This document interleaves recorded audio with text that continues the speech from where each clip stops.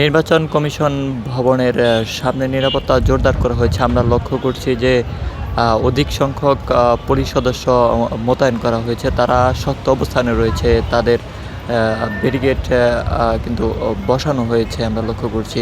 দর্শক জানিয়ে রাখি যে ঢাকা পলিটেকনিক ইনস্টিটিউটের শিক্ষার্থীরা ২ দফা দাবি নিয়ে তারা প্রধান উপদেষ্টার কার্যালয় এবং প্রধান নির্বাচন কমিশন কার্যালয়ে তারা ঘোষণা করেছে এবং তারা প্রধান উপদেষ্টা কার্যালয়ে স্মারকলিপি প্রদান শেষে তারা প্রধান নির্বাচন কার্যালয়ের অভিমুখে রওনা দিয়েছে। সেই প্রেক্ষিতেই কিন্তু এখানে নিরাপত্তা জোরদার করা হয়েছে এবং আমরা দেখেছি যে পুলিশের যে জলকামান সেটি কিন্তু এখানে রাখা হয়েছে এবং অধিক সংখ্যক পুলিশ সদস্য মোতায়েন করা হয়েছে। পুলিশ সদস্যরা কিন্তু শক্ত অবস্থানে রয়েছে।